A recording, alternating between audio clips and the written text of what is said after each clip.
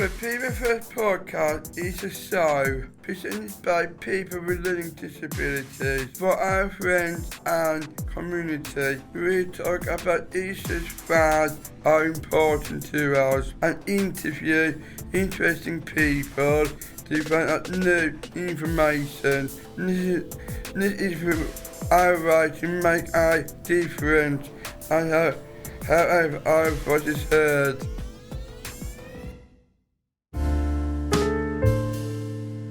Hello and welcome to the podcast. Today we are talking to a very special guest, a talented actress with disabilities who has appeared on TV programmes and soap operas like Emmerdale, Holby City and Coronation Street, as well as being a part of the Taking the Pick campaign. It's Cherylee Houston. Thank you for joining us today. We are very excited to speak to you.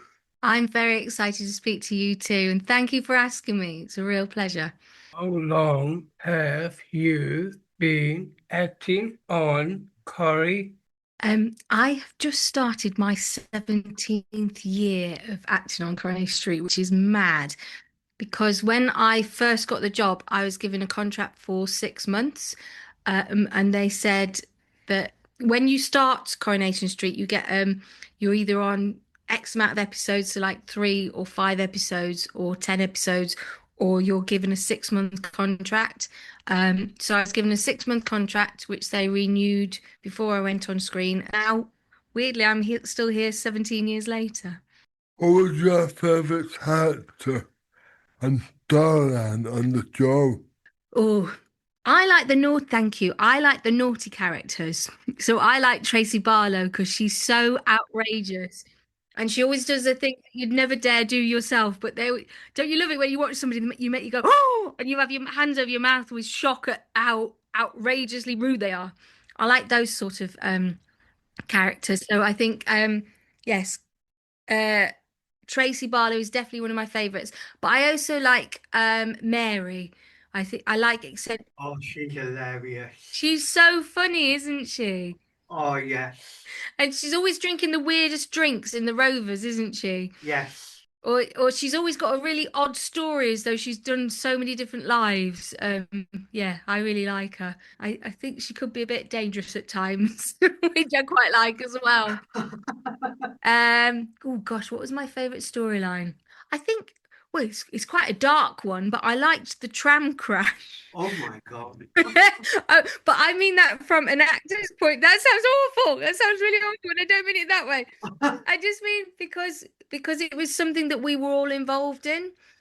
So you got to work with everybody in the team. Whereas normally, if it's storylines, they're quite. I mean, like at the moment, the Todd storyline that's been so harrowing.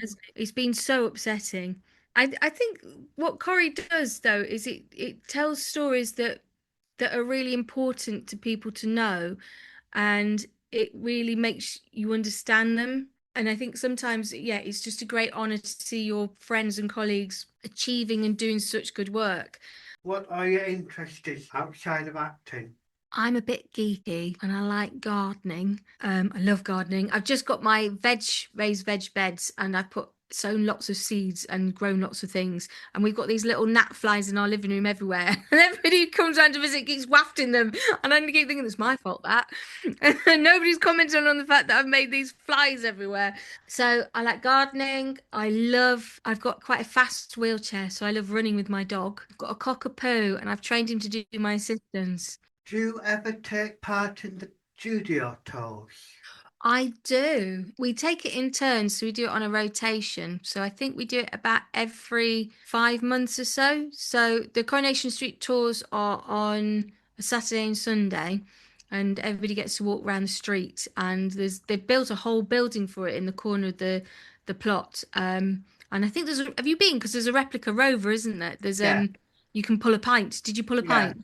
Yeah, I did. Ah, cool. I went to the old set. Oh, did you? And have you been to the new one? Because it's so different. It's really weird because it shows how clever television is. When when we moved, because I was so used to working on this street that everybody knows Coronation Street. And then we went somewhere else and there was another one. And it was really weird because your brain was going, but I've just left that one. And they brought us to look at this one. And it looked exactly the same. It was just bigger because on the old one, I couldn't get my wheelchair between the telephone box and Audrey's, but this one I can because everything's a third bigger. Did you have any other acting role for Corrie? Yes, I had quite a few. I started out in disability theatre and I worked in disability theatre for a couple of years. And that was where I learnt to sign as well. And disability theatre I really love because they put access in for everybody and access is so easy. Because in our world, when we're with our friends who are also disabled, it's so much easier because everybody gets it, don't they? And access is just a normal thing. Whereas when you're somewhere else, it's always a bit different because it's a bit harder to get your access sorted. But I worked on The Bill, which is no longer on. I worked on A Thing Called Love. I was part of a 6-part series called I'm We Stupid, which was the first disabled sitcom in 2006. I had a couple of scenes in Little Britain. I think I did about 15 episodes of Doctors. I did lots of little bit parts in lots of things. And then I started to get, because as an actor, you start out just doing very small parts. And then the more jobs you get, the parts start to grow. And then I started to get what was called a guest lead in an episode. So say if you got like Casualty or Holby City, you have somebody who's had the accident that week. That's the guest lead. So I did quite a few of those. And then I'm a Stupid was my first series regular, and then Coronation Street, which was such a joy, and I'm so lucky to be able to act every week. How do people become extras? Oh, now then, as extras, you need to look for background artists casting. So there's quite a few different agencies that do background work, extra work. And they will put you on to different shows.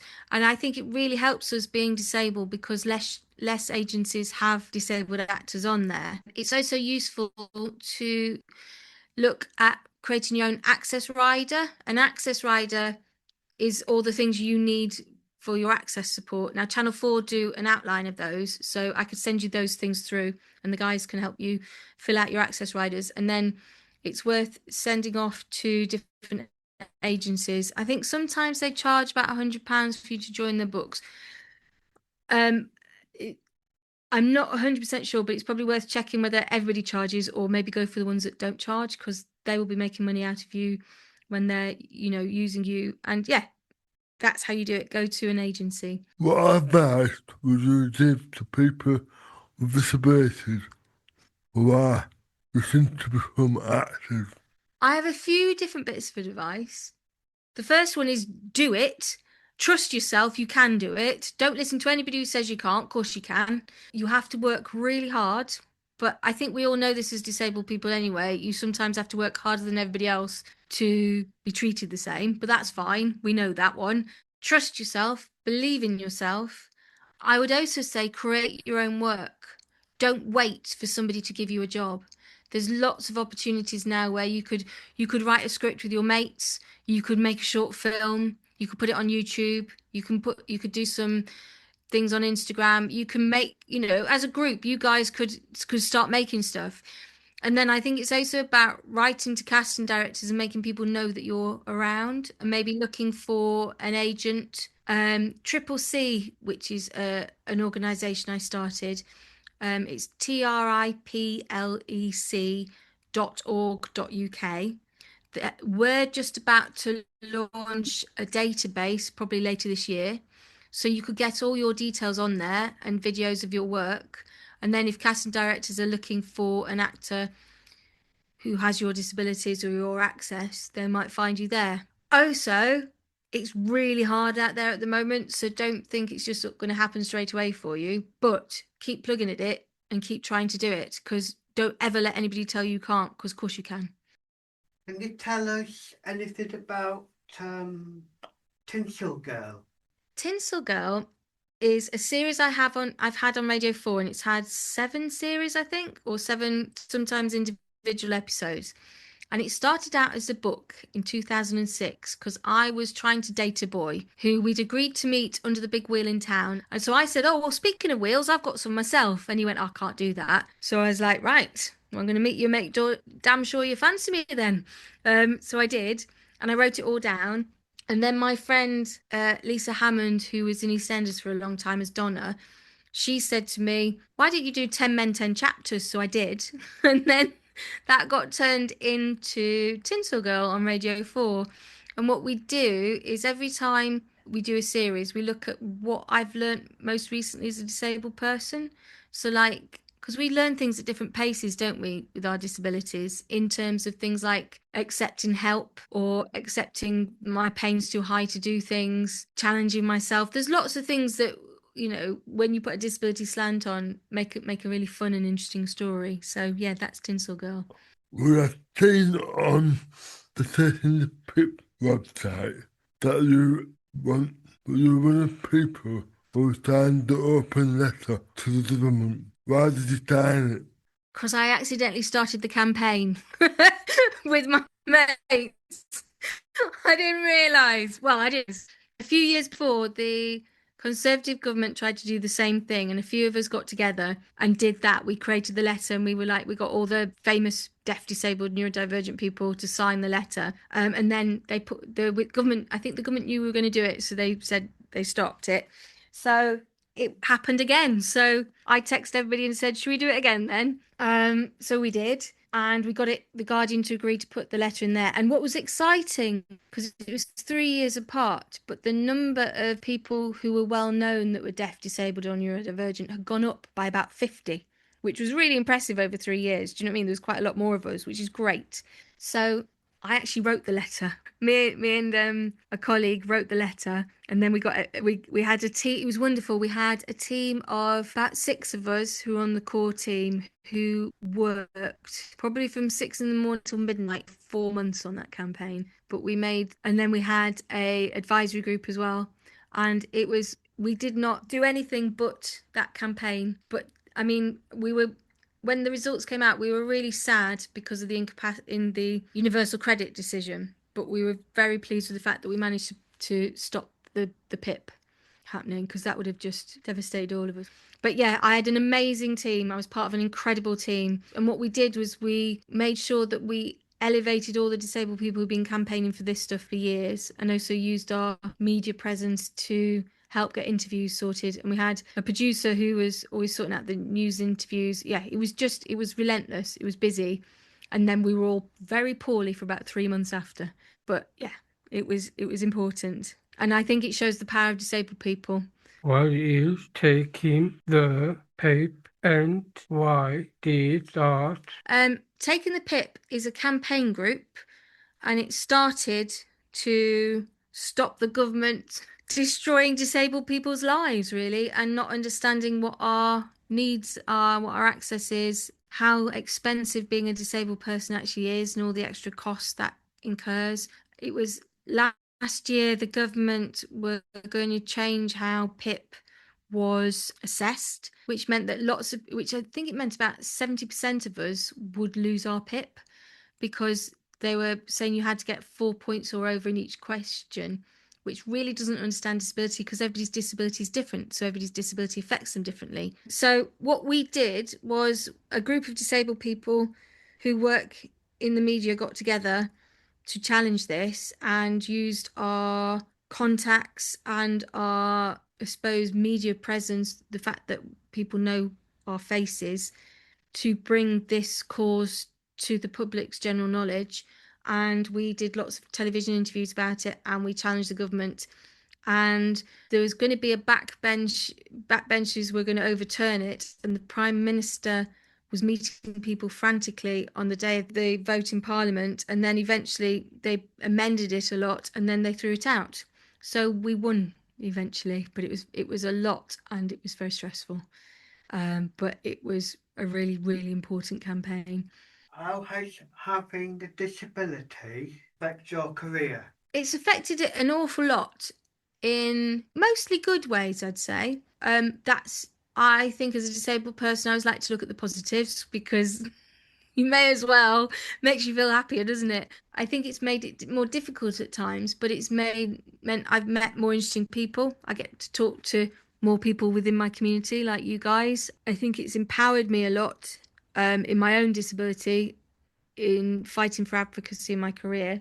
I set up Triple C, which is an arts organisation which runs DANC, the Disabled Artists Network Community, which has over 2,600 deaf, disabled, neurodivergent creatives in it. And we won a BAFTA for that. And we challenge how the industry is including us, really, to make sure it's including us more. So I think a disability has made my career very tricky at times, as in how people judge me. But that's all right, isn't it? Because being judged isn't very pleasant, and as we all know, it's a bit horrible, but it also makes you realise who you'd want to get on with anyway and who you wouldn't, really. How do you balance your acting and advocacy work?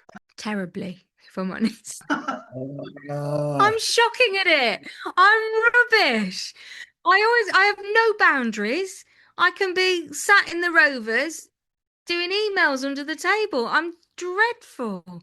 Yeah, something I need to improve. But then there's so many things to fight, isn't there? There's so much to sort out the rest of the world to catch up on. I'm trying to get better at that because it was interesting during taking the PIP, because I was so lucky to meet so many disabled people who are activists full time. I was forever being reminded not to burn out, and I thought it was a really useful lesson, because when you're speaking up on behalf of other people and on behalf of our community, that sometimes takes a lot more energy than normal life. And it's really important to remember that we all have to do it, but we also have to look after ourselves as well. I'm dreadful at it. I'm just reminding myself what I should be learning, because I'm terrible. Absolutely rubbish. Fail is what I would say on that one. If it was a test, I got 0 on whether I balanced them well. And that's all the time we have for today. A big thank you then to Cherylee for coming on the podcast. We have really enjoyed interviewing you today. Is there anything else you would like to add before we end the show?